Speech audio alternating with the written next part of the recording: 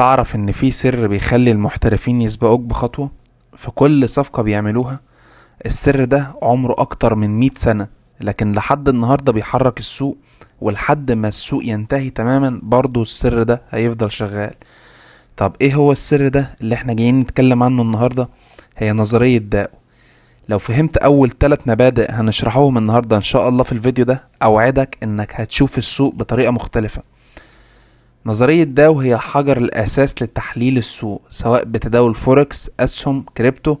النظرية دي فيها 6 مبادئ، وزي ما قلنا هنشرح 3 بس النهاردة. قبل ما نبدأ ما تنساش تبقى تعمل لايك وسبسكرايب للقناة، ولو عندك أي استفسار يا ريت تبقى تسيبه تحت في الكومنتات. وأعتقد إن في استفسار هيجي في دماغك دلوقتي، وهو إيه الفرق بينها وما بين نظرية وايكوف. باختصار خلينا كده على جنب نشرحوه. بص، نظرية داو الأساس والتفاصيل بتاعت السوق، يعني أي ديتيلز بتحصل في السوق جوه داو معاك، ده داو، فاهم؟ أما التاني بتاع نظرية وايكوف احنا قلنا ايه بيكون هنا، مثلا ده شكل الصعود. طب لا، ما كانش شكله، كان آسف، ده شكل التصريف بتاع الهبوط. كان كده 2 3 وبعد كده كده كده كده كده. عامة ده شكل التصريف بتاع وايكوف. انت مجرد في وايكوف حفظت شكل الصعود وشكل الهبوط للاسهم للعملات الرقمية، لكل الكلام ده انت فهمته، بس انت معرفتش اساس داخلي، معرفتش انت ماشي في انهي ترند، معرفتش ازاي السوق داخليا بيمشي في ترندات، والترندات ديت بيكون لها مدة ولها تصحيحات معينة انت لازم بتدرسها. ما عرفتش كل الكلام ده، والكلام ده ان شاء الله ان شاء الله انت هتعرفه معايا في فيديو النهارده. فما تنساش تبقى تعمل لايك وسبسكرايب، ويا ريت لو عندك اي سؤال تبقى تقوله. وكده احنا اتكلمنا في الجزئيه بتاعه ايه الفرق ما بين نظريه ده ونظريه وايكوف، تمام؟ خلينا نبتدي في اول حاجه لنظريه ده، وهي الاسعار بتشمل كل شيء.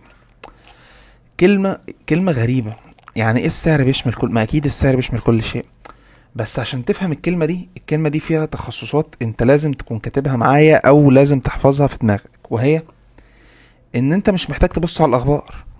انا عارف ان ده يعني انا انت في حاجة في دماغك ضربت وبتقولك لا ما تسمعش كلام الراجل ده، اقفل الفيديو على طول. بس دي الحقيقة. يعني تعالى كده مثلا على فيرمات صغيرة عشان تعرف ازاي تشوف الحاجات دي.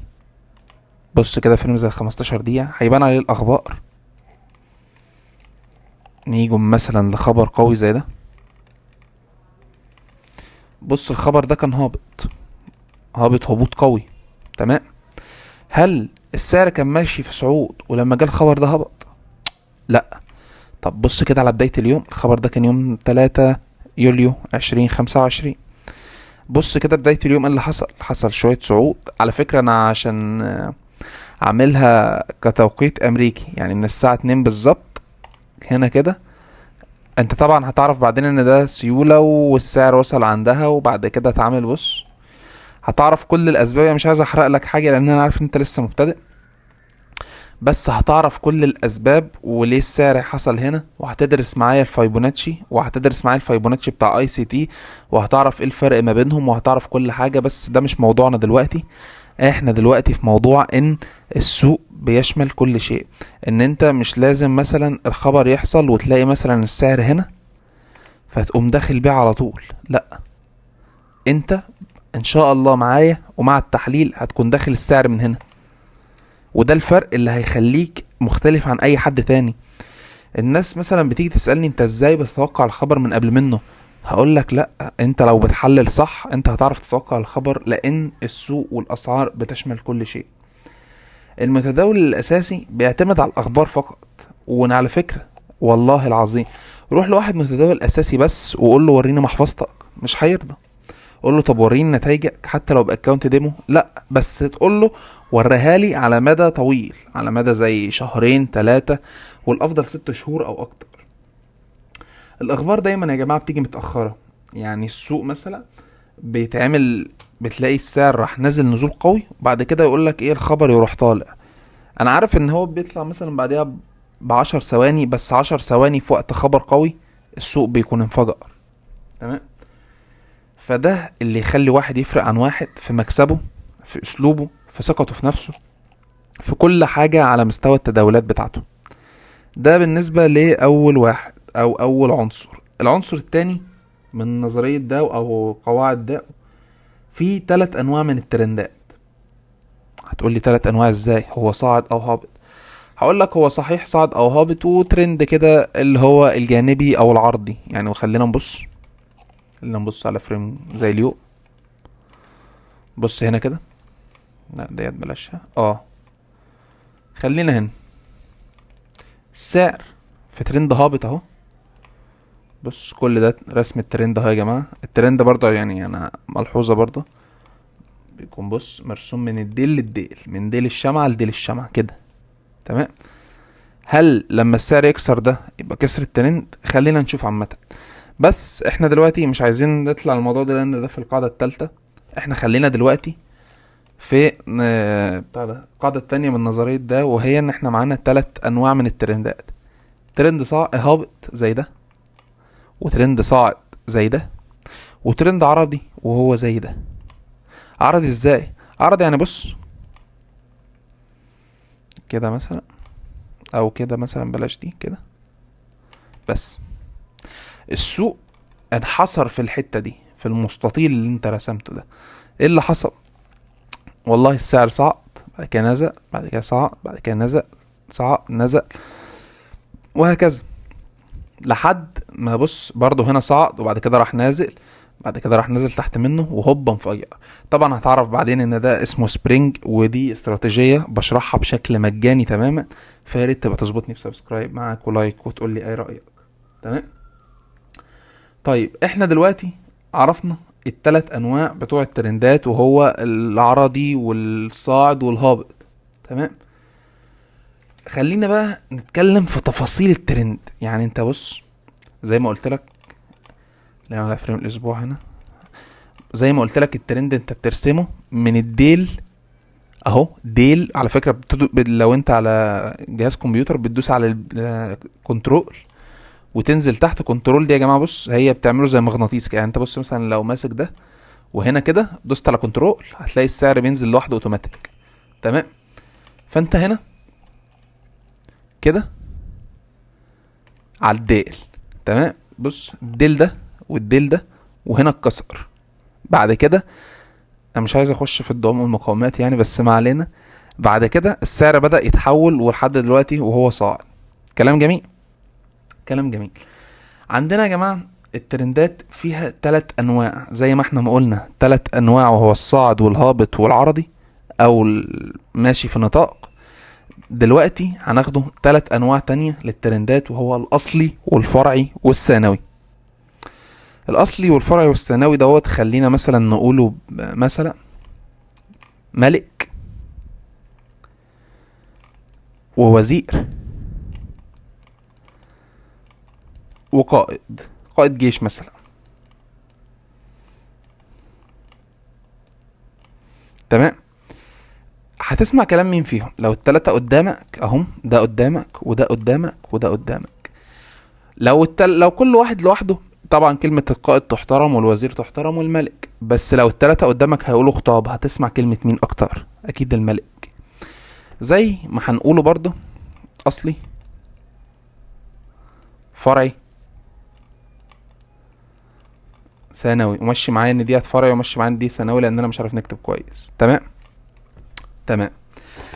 انت دلوقتي بعد ما حددنا قدامك ان ده الملك او ده الاصلي وده الفرعي وده الثانوي، عايزين نعرف الفرق ما بينهم.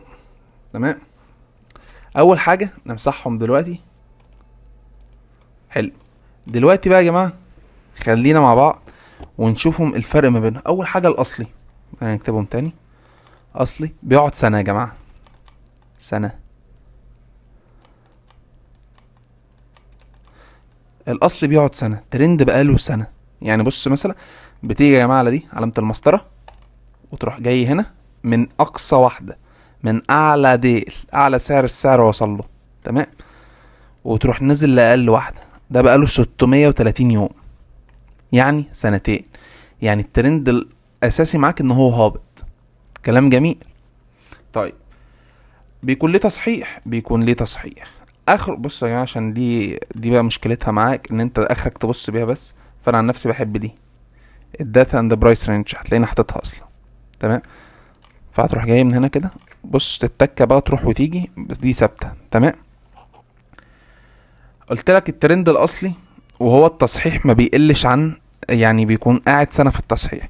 وخلينا ندرس ده، هناخده بعدين الفايبوناتشي على فكره. بس الشكل الاكتر من رسمه ده، او اكتر من مسطره جايه يعني، او اكتر من خط اسمه فايبوناتشي.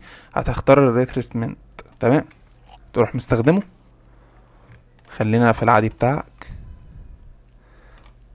هتلاقي دوت الموجود، ومعاك هنا ارقام 23 38 5 او نص يعني 61، وديت هتكون 70 او 78. انا مش بستخدم ده بقى اليوم، ما علينا. تمام. طيب الترند زي ما احنا ما قلنا الاصلي اخره سنه، يكون بقى قايم بقى لاكتر من سنه، والتصحيح بتاعه ما بيزيدش عن 20%. طب لو زاد عن 20% زي حالتنا دي، ان السعر جه هنا 23 وكسرها بقوه زي دي، خط 23 اهو، وراح السعر راح كسرها، معنى كده ضعف في الترند الاصلي. وتفهم يعني دي اشاره مخك ياخدها ان الترند ده مش هيقدر يكمل على المدى البعيد، او الترند ده بينهار، او بنسبه كبيره احنا داخلين في ترند جديد. ليه؟ لان هو ما احترمش التصحيح بتاعه وضربه بقوه بشمعة زي دي. بص حرفيا يعني تقول لك ان الناس اللي بتبيع مش ضعفهم، لا دول ماتوا خلاص، مش هيقدروا يكملوا. تمام. وبيبدأ يظهر ترند جديد في السوق. حلو، ده كلام جميل. نيجي على الفرعي. الفرعي هو مدته من 21 يوم. حلو. لما الترند يكون بقاله 21 يوم تعرف ان ده فرعي، او ممكن عايز تسميها شهر براحتك، لان اصلا انت لو بصيت السوق كله بيبقى 5 في 4 بحوالي 20 يوم، ف21 يوم ازيد من شهر. فبص كده هنا 70 يوم، ها كده 21 بالظبط لحد هنا. تبدأ بقى تعرف ايه. خلينا نشوفها على فريم زي ال4 ساعات دي، شايف حبان ولا لأ. بص هنا طبعا انت بعدين هتعرف التشوك والحاجات دي كلها. انا مش ناسي، هنا كنت ديت دخلتها صفقة لسه فاكرها والله لحد دلوقتي، لان كنت عملت منها نقط ياما يعني. ما علينا، ده مش وقته. بس لحد هنا كده انت دخلت في الترند صاعد. تمام. عرفت ان في تغير في السوق. هتعرف بعد كده ان هنا حصلت شوك، وكنت انت المفروض تخش من سحب السيولة ديت وتخش تمسك في الترند زي ما بنقول احنا كده كمصريين، تحلب فيه، تخش من هنا وتكمل. تمام. بس دي مش قصتنا لحد دلوقتي، احنا بس بنتكلم في فكرة ال21 يوم. الترند ده طالما قعد 21 يوم يبقى ده ترند فرعي اتكون معاك وبدأ. وزي ما قلت لك انت مش هتعرف ان الترند ده بدأ يبقى قوي غير لما يكسر ال 23% او ال 20% كده ساعتها. وعلى فكرة دي معلومة اكتبها على جنب، محدش هيقولها لك، بتتقال في الكورسات صدقني بفلوس، وانا شاري المعلومة دي بفلوس، لان ديت انا الكورسات اللي انا بشرحها لك دي انا خدتها. بص كده يعني عايزين نقول 90 يوم، 90، قول 91 يوم لحد هنا كده. 91 يوم يعني ايه؟ يعني 3 شهور.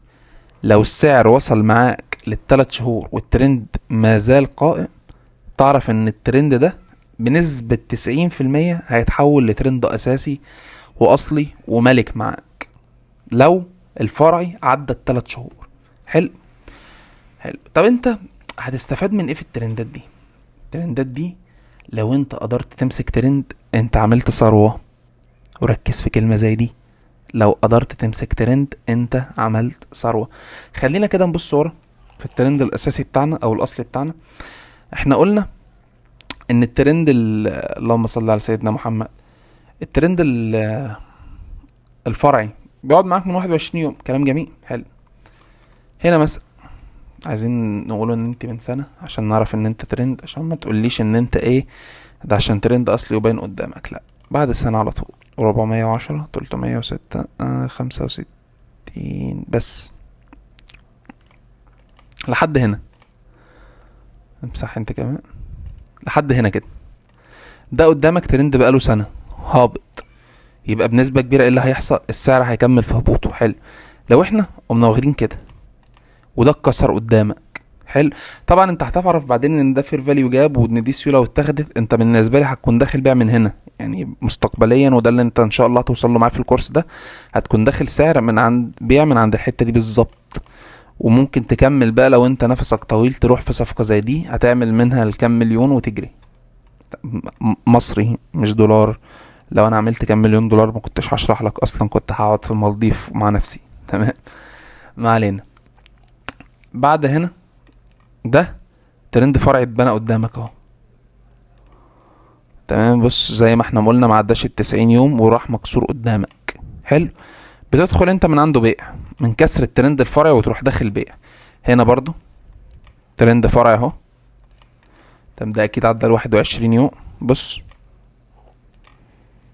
23 24 ده ترند فرعي قدامك اتكسر، بتروح انت داخل بيع. تمام، برضو كذلك هنا ترند فرعي اتكسر قدامك، بتروح انت داخل بيع. فاهم؟ ترند فرعي اهو اتكسر قدامك، بتروح انت راح داخل بيع. نفس الفكرة بس ده اهو برضو رحت داخل بيع، وهكذا. هتيجي مثلا هنا ترند اهو اتكسر قدامك، لا ما اتكسرش، او لو انت يا عم هنقول ان انت اتكسر هنا وستوبك اهو. كلام جميل، كلام جميل. دلوقتي ان انت خسرت الصفقة، معنى كده خسرت اهو صفقة عادي خسرتها. تمام، بس بص قدامها 1 2 3، بص بقى لحد دلوقتي كده كده كده، ادي 5%، 5.5%، 4.5، 4 و5 9، وال10%، 10 و3.5، 13.5، 13.5، و2.5، يعني هنقوله 15. 15 انتي لا انتي هتخسري 15. ادي 15 ناقص 2 فيها 13. عملت 13% بس في ترند زي ده. شكرا. ده لو انت بتخش ب1% بس. تمام، انت متخيل يعني ايه؟ انت في ايدك تعمل ثروة بدون استراتيجية بمجرد معلومات اساسية بس. لسه لما ندخله في اي سي تي انت هتعمل مبالغ جبارة. تمام، زي ما بقولك انت بداو بس لسه يا جماعة ما دخلناش في حاجة، التقيل كله جاي بعدين. تمام، وده ينقلنا للقاعدة التالتة عشان ما نطولش عليك، لان بيكون فيه لسه درس تالت زي ما انت عارف من خلال نظرية وايكوف ان انا بشرح لك فيه الحاجات اللي الكورسات بتقوم عليها والكورسات بتتعمل عليها. تمام، القاعدة التالتة وهي بتقول ان السوق بيمر بثلاث مراحل. ثلاث مراحل دول زيهم زي وايكوف فانا مش هنكتر فيهم كتير: التجميع والمشاركة والتصريف. تمام، التجميع الاخبار فيه بتكون سيئة. يعني مثلا لو جينا للذهب يقول لك لا ده امريكا مش عارف هتعمل ايه وايه وايه، ومعنى كده ان الذهب هيروح في 60 داهية وان الناس هتستثمر في الدولار، وده بيكون غير ما بيحصل، وتلاقي ان الذهب طار بعديه. تمام، طيب ده الاخبار بالنسبة للتجميع. طب بالنسبة للمشاركة، الاخبار يعني المشاركة دي يا جماعة يعني ايه؟ بص هنقول لك انا هنا مثلا التجميع يعني ايه اصلا. انت معلش انا خدتك كده على سهو. هنا التجميع ده يعني السعر لسه ما صعدش بس لسه بيقول ان في صعود. لما مثلا قمة تكسر قمة زي في الحالة دي بيكون بداية للصعود. تمام، فهنا تعرف ان ده ايه؟ بداية التجميع. تمام، الاخبار ما بتكونش احسن حاجة، وكله بيقول لك بان اللهم صل على سيدنا محمد الدولار اقوى من اليورو وكده كده اليورو هينهار والحاجات دي كلها. تمام، طيب وقت المشاركة اللي هو الوقت ده وقت ايه؟ ان العملة بتزيد او السعر بيزيد واحدة واحدة. ده بيكون وقت الاخبار فيه بتكون يعني عادية. بس بص بقى بتوصل للمرحلة زي دي وكله يقول لك بص بتكون انت فاتك الشراء من هنا وفاتك الشراء من هنا، فكله بيوهمك يقول لك لا ده انت تخش دلوقتي حالا في اليورو دولار، ده اليورو دولار هينفجر ويطير وي وي وي، ومرة واحدة تلاقي بوم بوم بوم بوم هبوط. هو لازم يقنعك، لازم يقولك ايه؟ الحق لو ما دخلتش تشتري الفرصة هتضيع. زي اول ما البيتكوين وصل لل60,000 البيتكوين رايح لل100,000 دولار والمليون دولار، واللي ما يشتريش النهاردة يبقى حمار وما بيفهمش. وهو من مصلحته ان هو يطلع لك اخبار زي دي عشان انت تخش تشتري وهو يلاقي حد يبيع له. فهمت الفكرة؟